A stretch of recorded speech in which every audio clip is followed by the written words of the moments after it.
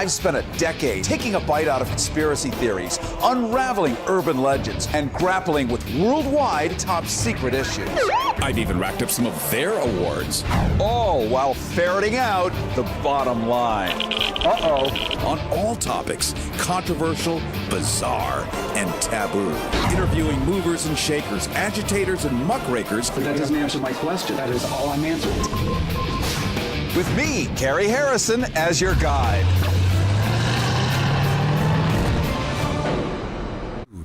Harrison with you. This is, of course, Go Harrison, live streaming on a variety of different outlets, plus FMs up and down the west coast of Florida. You can follow us anytime on Facebook, keyword Go Harrison, Instagram, Go Harrison, Twitter, Go Harrison, the whole soup, cat, and pizzas, just simply Go Harrison.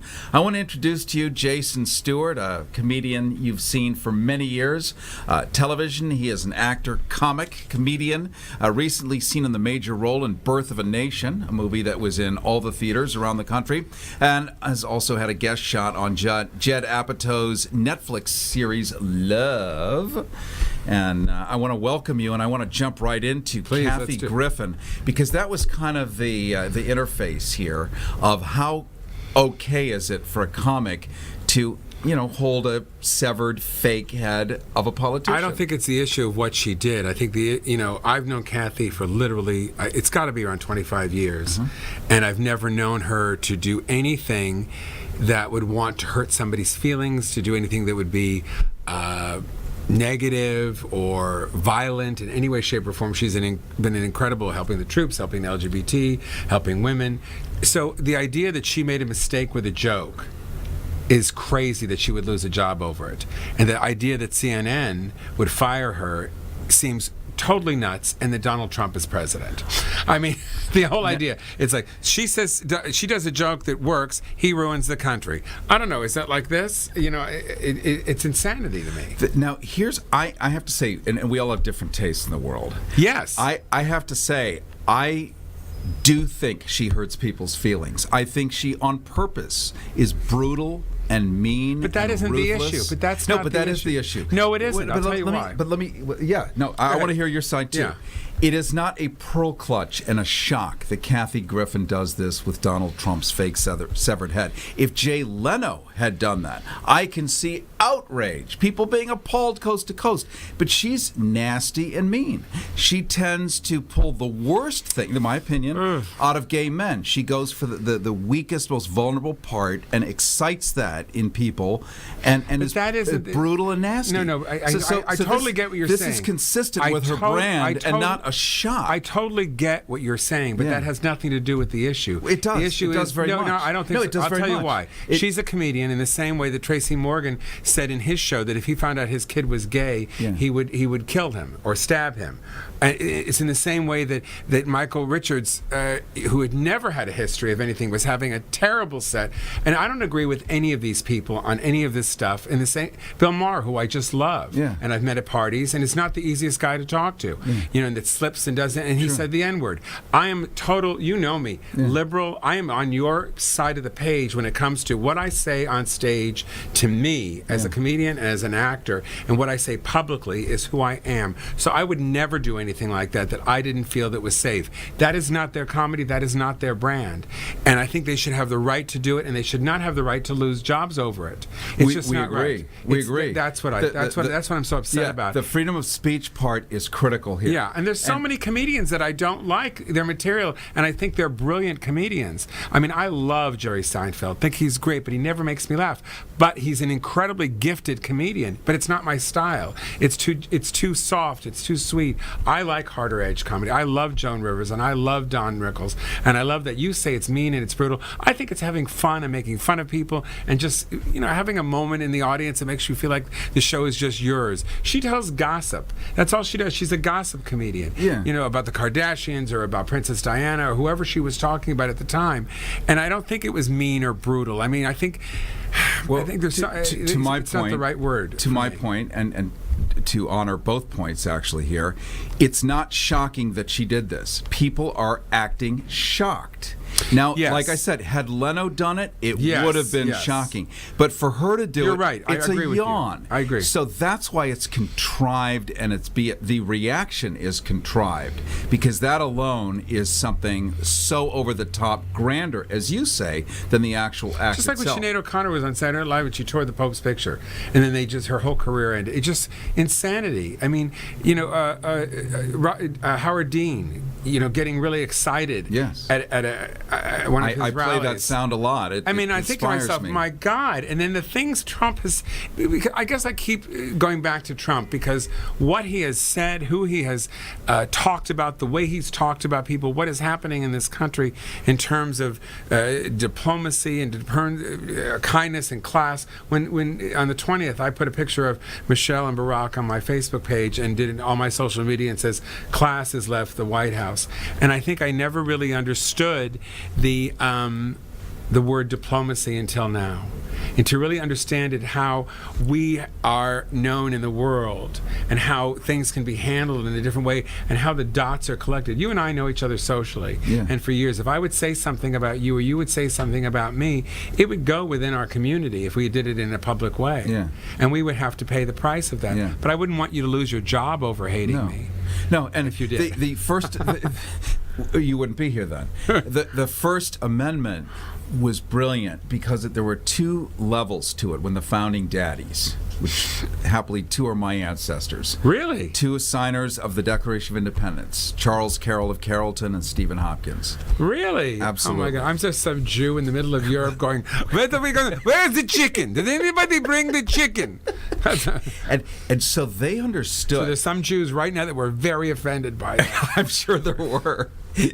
They understood that if you are allowed to yell "F you" to the king is, you're not going to end up having riots in the street.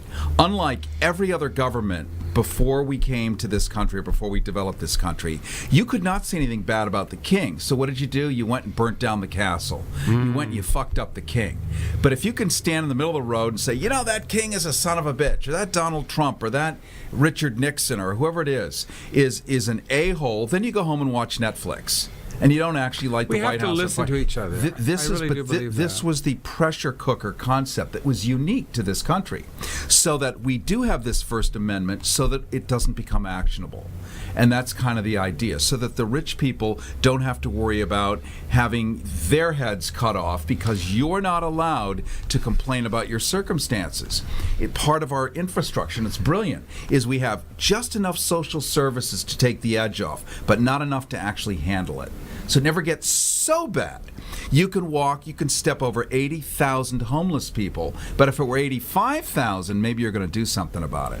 Just enough to take the edge off. And so that's why all of us have this First Amendment privilege, so we don't actually grab a gun and go use the damn thing. It's the difference between seeing sex in movies and seeing a man's penis or seeing a woman's bottom half in a movie and how they judge it, to the fact that you can be in a movie that 100 people are shot and killed, and there's no consequences to it whatsoever at all, and that's okay for kids to see. And that's the difference. I always say, if I'm going to see violence in a movie, I want to see consequences for it. I want to see the people are, like people said, how can you be in a movie like Birth of a Nation? How can you play a character that rapes a woman in it? And I said, because there's consequence to my character. It shows that that my character was a bad person, and that he changed the course of history. I'm part of 3 people in the movie that there's rape, murder, and torture, and the whole movie isn't like that, believe me. But it does show how it's a great movie. Yes, it's an important movie. Yes, it is, yes. And it shows how it changed our country, right. And how it was the first black man to fight against the white plantation owners, and what happened. And this man paid the price, certainly. And I think it's really important that consequences are shown and that we listen to each other. Yeah. It's just like, I should have listened to you more when you were talking. I immediately reacted. I didn't. I thought, I'm going to be on this show. I got to get in there. But I really should have listened. That's part of your comics training too. Yes, it is. Yeah. Yeah. Yes, it is. Oh, you're so sweet. Look at you. Well, Those beautiful no, blue eyes. That's exactly the right thing to say. Let me reintroduce you then as a gift. We're talking right now to Jason Stewart, actor and comedian, recently seen in a major role in Birth of a Nation. Streaming all over. Streaming all over. It's all over now. Yeah. iTunes, Spectrum, Time Warner, HBO Go, and all that stuff, yeah. And an important, a seminally important. Yeah, it was historically really important. For an openly gay Jewish liberal guy to play a white heterosexual Christian plantation owner, an 1831 rapist. I don't like to say that because it ruins. It's like it ruins it. Well, there is a community for whom that will be a reason to watch no, can't hear that. Also, you did a guest shot on Judd Apatow's Netflix Just did that series recently, Love. yeah, I'll yeah. bet that was fun. Oh my God! Working with that group, you learn the lines, you do the scene, and then they let you improv, and it's so much fun. Right. And I mean, his whole thing is about letting the actor or the comedian make the role their own.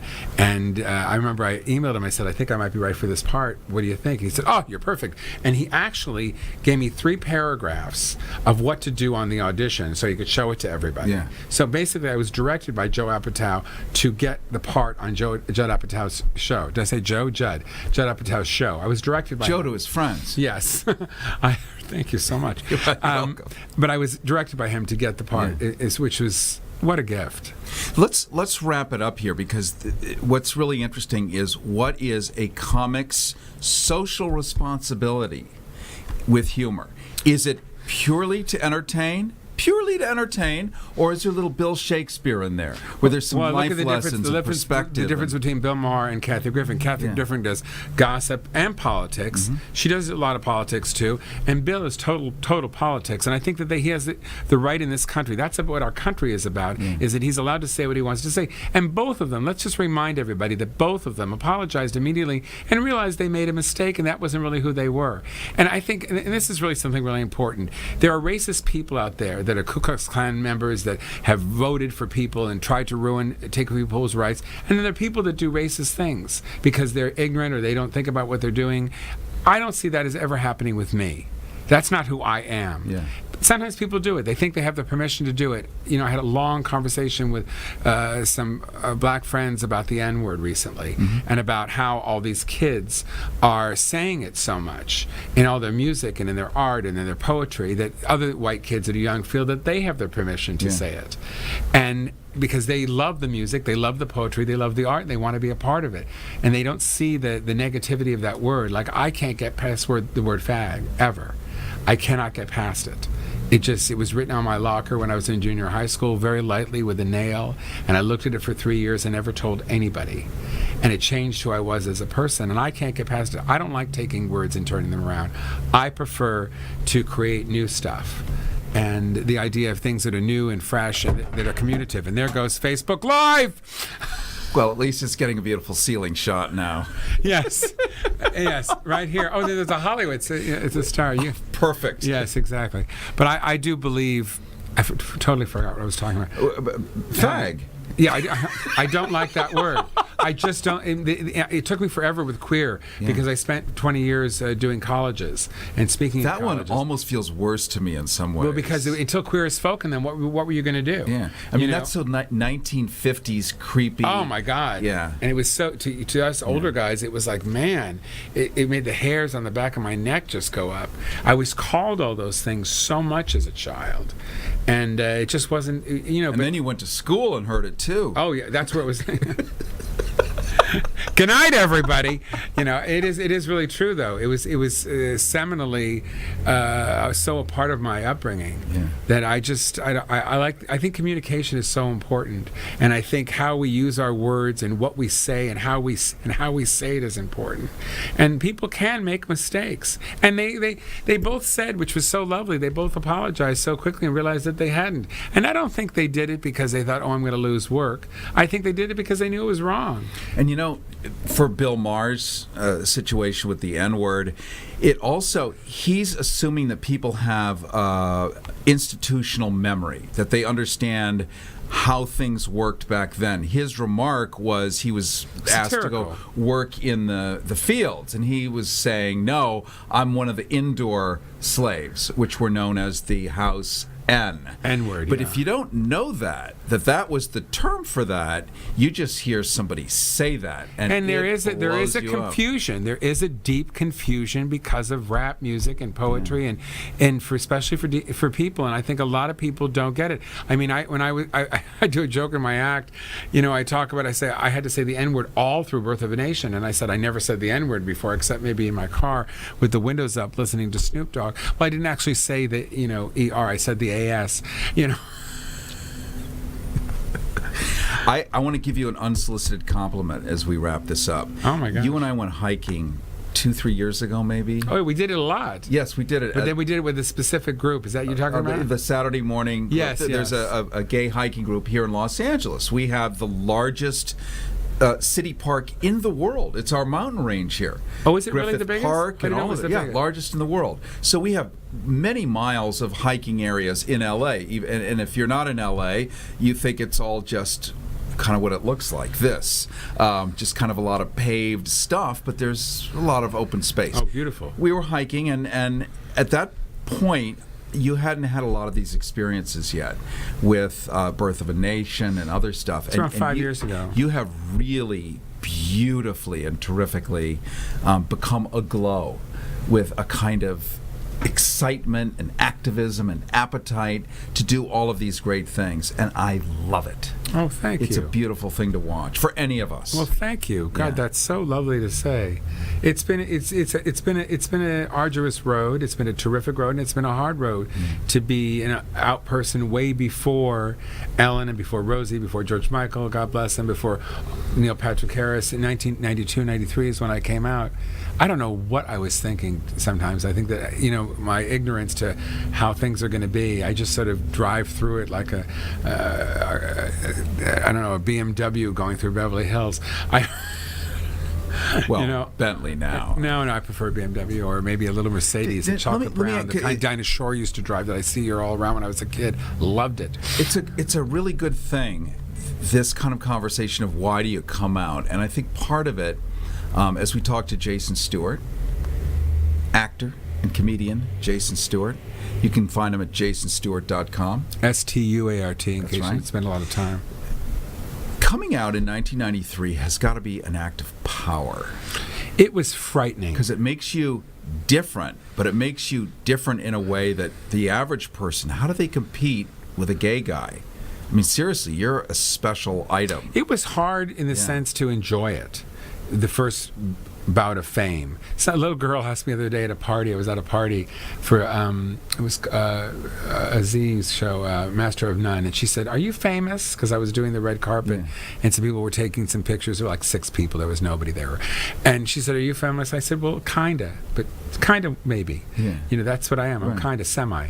And she said, "Well, what does that mean?" I said, "Well, some people know me and will go nuts, and some people just don't know who the hell I am, and that's the way it is." I mean, my stand-up special 10 years ago was called "Making It to the Middle." I remember this. And that's exactly what my career has been like. But now it's very, very different. It is. This has been a sort of, it's been a journey to get here, to go, and I went through a sort of dip around that time because my father had passed away, and that's a seminal thing for a young man. My father had been a big part of my life. He had been a Holocaust survivor, not the camps but the ghettos, and when you live with somebody who it sort of is a part of who you are, it's like the post-its that get stuck on you. Who you are as a person. When he passed, everyone in my family sort of shifted, and I was able to sort of really let go of everything and really just start to come into being whoever I am, and I feel better than I've ever felt, honestly. The word in history is just called integrity. That's what it is. When a gay man comes out and becomes who he is hardwired to be, it's called integrity. But it's a long road. It really is, because when you first come out, it was so much attention on that. And then I toured for I had 3 different really big tours that lasted years and sold out everywhere, and I couldn't feel it, because I was so worried about either not being able to do the time or not being able to write new material constantly or not be able to sell selling the tickets was really the biggest thing, the most scary thing. And also dealing with all the white club owners, the heterosexual Christian, guys who run everything. Rarely was it ever anybody but that. Yeah. There was a couple white women, but mostly straight guys. And you were still the circus act that would come in once a year, and you had to fight to get the same amount of money, and you were judged more harshly in terms of being able to come back. There were some great people like Al Canal, and they booked me all the time, and some really, Lisa, I can't remember her last name, and Stephen D.C., who's a radio show in St. Louis, that was so supportive of me. I mean, the Howard Stern of that time, and they were, I didn't realize it because I was so, I wasn't able to, I couldn't breathe. Yeah. I was afraid to, I couldn't let my breath in, and I didn't know how. Sometimes it really takes a long time, unfortunately. Nobody really took me by the hand, and maybe I wasn't open to it, but you always hope that somebody very aggressive will take you by the hand. Or in the play Orphans, when he says sometimes somebody just needs an extra squeeze on their shoulder, you just put your arm around and you squeeze their shoulder. And I don't think I had that. And admittedly, there were no founding daddies. I mean, who was there? Quentin Crisp? Well, it's not even daddies, even mommies, but whoever they were, I don't think that us as gay men, specifically gay men, not gay women or transgender people or bisexuals. I'm talking about specifically gay men of our age, between 40 and 60, I'd say, or that group of men. We're so protective of ourselves, and so being able. We're almost like Vietnam vets.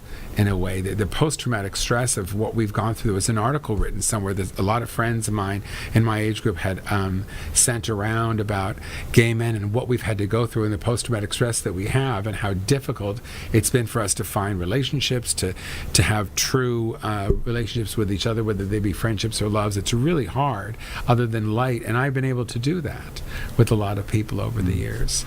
And I feel good about that, because it's not an easy thing. Yeah. Hey, I appreciate this really wonderful turn here in this direction. I only hope for these kinds of conversations, so thanks for going there. It just happened organically, and it was great. Thank you for coming on. Thank you. I'm glad we talked about the First Amendment. And best to Kathy Griffin, please. One mistake over a million years, of all the good things. Same with Bill Maher. One mistake, maybe two for him. In your heart, you may have thought it was actually funny. Yeah. When my heart is filled with lots of secret giggles at certain things, too. I just can't necessarily admit it all the time. Except that I do. So thank you so much for coming on, Thank you for Jason. having me. I really appreciate it, my friend. And we will do it again. Yes, let's do it. Are we taking a break? We're done. Oh, my God, the show's done. Say goodbye to the folks, Gracie. Goodbye, everyone. Goodbye, everyone.